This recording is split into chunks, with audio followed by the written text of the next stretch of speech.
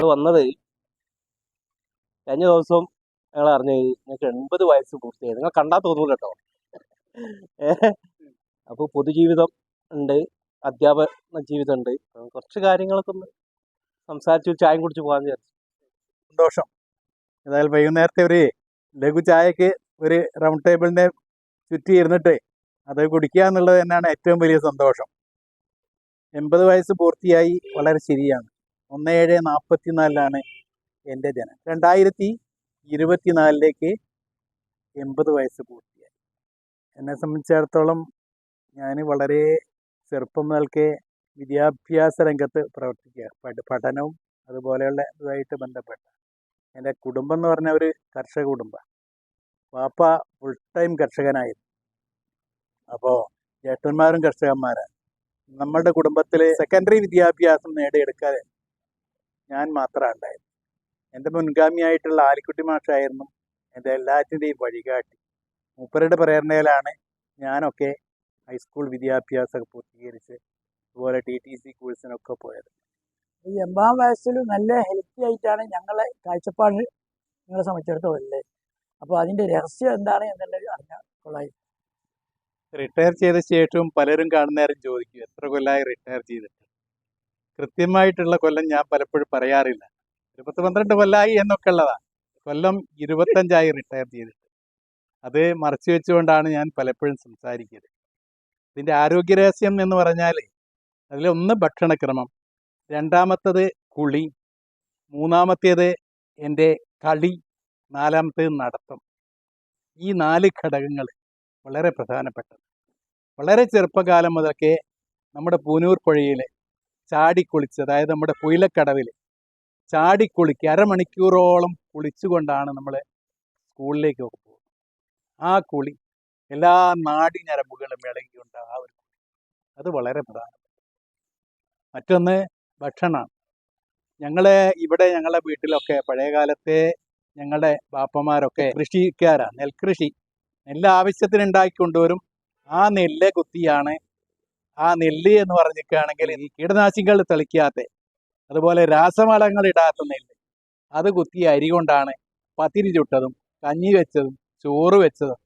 മറ്റൊന്ന് വൈകുന്നേരത്തെ കളിയാണ്. 4 മണിക്ക് ശേഷം സ്കൂളിലായാലും പന്ത് കളിക്കുക, വോളിബോൾ കളിക്കുക എന്ന് പറഞ്ഞതിൻ്റെ ഒരു സ്ഥിരം ഇതായി.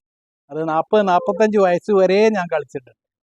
അപ്പോൾ ആ കളിയും ആ നിലവിലുള്ള ആരോഗ്യത്തിൻ്റെ ഒരു ഘടകം. മറ്റേ ഒന്ന് എൻ്റെ നടത്തമാണ്. ഹൈസ്കൂളിലേക്ക്, കോരങ്ങാട്ട് ഹൈസ്കൂളിലേക്ക് അങ്ങോട്ടും ഇങ്ങോട്ടും 4 കിലോമീറ്റർ വീതം, രാവിലെ അങ്ങോട്ട് 4 കിലോമീറ്റർ ഇങ്ങോട്ട്. നമ്മുടെ ട്രെയിനിങ് പീരീഡിൽ നടക്കാവിലായിരുന്നു താമസം. 2 കിലോമീറ്റർ അങ്ങോട്ട് ടൗണിലേക്ക്, 2 കിലോമീറ്റർ ഇങ്ങോട്ട്. ജോലി കിട്ടിയ ശേഷം ആദ്യമായിട്ട് PHC നിയമനം കിട്ടിയത് ഓമശ്ശേരി, പുത്തൂര് കഴിഞ്ഞിട്ടുള്ള നീലേശ്വര സ്കൂളിലാണ്. അപ്പോൾ അന്ന് പാലങ്ങളൊന്നുമില്ല, വാഹന ഗതാഗതമില്ല, മാനിപുരം പാലമില്ല, കൂടത്തായി പാലമില്ല. 15 കിലോമീറ്റർ നടന്നിട്ടാണ് ഞാൻ ജോലിക്ക് എത്തിപ്പോയിരുന്നത്.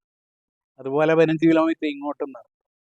അപ്പം അങ്ങനെയുള്ള ആ നടത്തവും നിലവിലുള്ളതായ ആ ആരോഗ്യത്തിന് ഒരു പ്രധാന ഘടകമായിട്ട് ഞാൻ കാണും. പിന്നെ അബ്ദുമാഷോട് എനിക്ക് ചോദിക്കാനുള്ളത്, നമ്മളെ ഇന്നത്തെ ഒരു പനക്കോടാണ് ഇപ്പം ഈ പുതിയ തലമുറയുടെയൊക്കെ മുന്നിലുള്ള പനക്കോട് ഇന്ന് കാണുന്ന ഈ അമ്പരചുംബികളും നല്ല ടാറിട്ട റോഡുകൾ, നല്ല സൗകര്യമുള്ള കാറുകൾ, ബൈക്കുകൾ. ഇതല്ലാതെ എന്തായിരുന്നു പനക്കോടിൻ്റെ ചിത്രം? അന്നത്തെ പനക്കോട് ഇന്നത്തെ പനക്കോടായിട്ട് ഒന്ന് താരതമ്യം ചെയ്താൽ നന്നായിരുന്നു. ഇന്നത്തെ തലമുറയ്ക്ക് എന്തായാലും നമ്മൾ അതിൽ നിന്ന് എന്തെങ്കിലുമൊക്കെ മനസ്സിലാക്കാനും പഠിക്കാനും ഉണ്ടാവുമല്ലോ.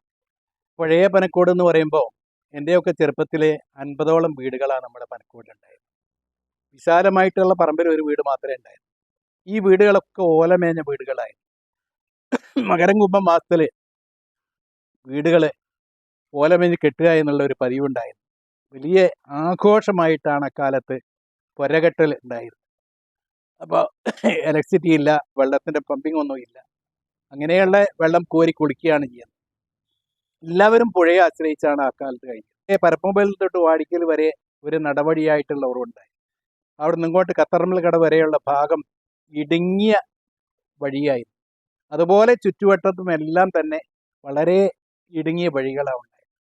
1963 PV കൽനകുട്ടിയാജി കൊടുവള്ളി ഗ്രാമപഞ്ചായത്ത് മെമ്പറായി തെരഞ്ഞെടുക്കപ്പെടും. ശേഷം അദ്ദേഹത്തിൻ്റെ പരിശ്രമഫലമായിട്ടാണ് പനക്കോടിന് ഒരു വികസനം ഉണ്ടായത്.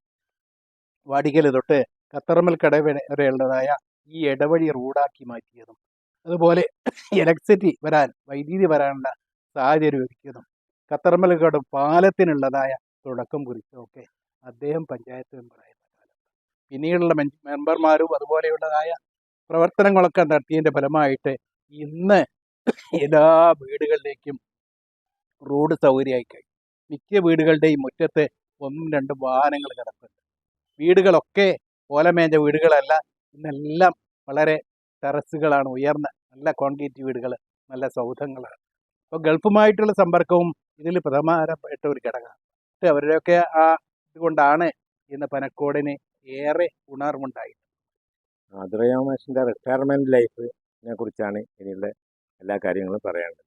റിട്ടയർമെൻറ്റ് മറ്റു സഹ അധ്യാപകർ സാധാരണ പറയുന്നത് അച്ചടി ഭാഷയിൽ സംസാരിക്കുന്ന ഒരു അധ്യാപകനാണ് അബ്ദു മാഷ് എന്നുള്ളത്. അപ്പോൾ പെട്ടെന്ന് ഇങ്ങനെ പറഞ്ഞാൽ ശരിക്കും അറിയാം.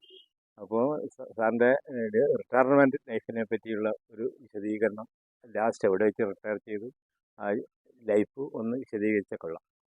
ഒരു അധ്യാപകൻ എന്ന നിലയിൽ 36 വർഷത്തെ സേവനം എനിക്കുണ്ട്. അതിൽ 1 കൊല്ലം മാത്രമാണ് ഞാൻ പ്രൈവറ്റ് സ്കൂളിൽ ജോലി ചെയ്തത്, വലിയോറമ്പ് സ്കൂളിൽ. പിന്നീട് PSC നിയമനം കിട്ടി, 4-5 സ്കൂളുകളിലായിട്ട് ജോലി ചെയ്തു. പിന്നീട് രാരൂർ സ്കൂളിലാണ് ഏറിയ കാലം 28 കൊല്ലവും ജോലി ചെയ്തത്. അതിൽ അവസാനം 10 കൊല്ലത്തോളം ഹെഡ് മാസ്റ്ററായിട്ടും ജോലി ചെയ്തു. അങ്ങനെ ഞാൻ 2000 റിട്ടയറായി. റിട്ടയർമെൻറ്റ് ശേഷവും ഇപ്പോഴും ഞാൻ രാരൂർ ഗവൺമെൻറ് ഹൈസ്കൂളുമായിട്ട് നിരന്തരം ബന്ധപ്പെട്ടുകൊണ്ടിരിക്കുന്ന കക്ഷിയാണ്.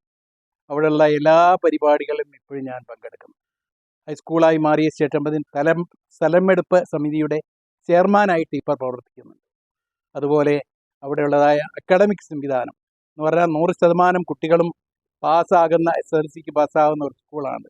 അതിൻ്റെ പിന്നിലൊക്കെ ആ അക്കാഡമിക് നിലവാരം ഉയർത്താനായിട്ട് അക്കാഡമിക് സമിതിയുടെ ചെയർമാൻ എന്നുള്ളതിൽ ഞാൻ ഇപ്പോഴും നിരന്തരം സ്കൂളിൽ ചെന്ന് കാര്യങ്ങൾ. കുറേ സമയമായി മാഷെ ഇവിടെ ഇരുന്നിട്ട് സംസാരിക്കുന്നത്.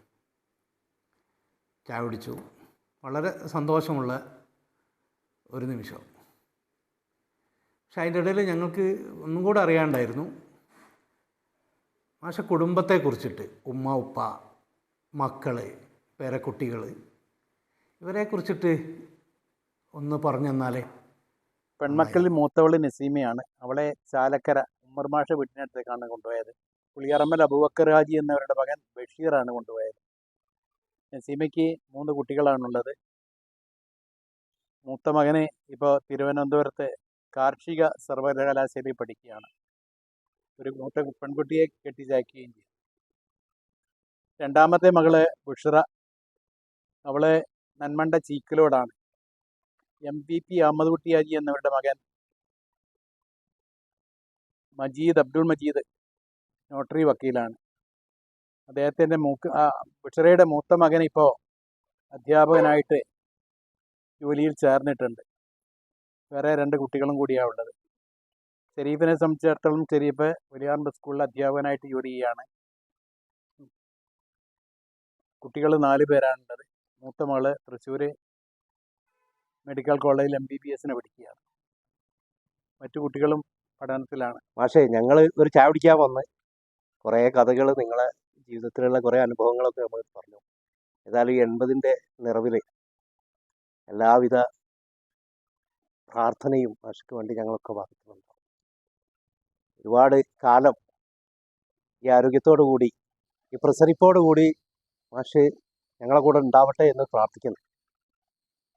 പിന്നെ അതുപോലെ തന്നെ ഞങ്ങൾക്കൊക്കെ വേണ്ടി പ്രാർത്ഥിക്കുക, ഞങ്ങൾക്ക് വേണ്ട നിർദ്ദേശങ്ങൾ തരിക, ഞങ്ങൾക്ക് വേണ്ട മറ്റുള്ള എല്ലാ അനുഗ്രഹവും കാര്യങ്ങളും ഒക്കെ തന്നെ ഞങ്ങളെ കൂടെ ഉണ്ടാവണം എന്ന് പ്രത്യേകം മാഷോട് അവർക്കൊക്കെ വേണ്ടി ഞാൻ നിങ്ങളോട് ആവശ്യപ്പെടുകയാണ്.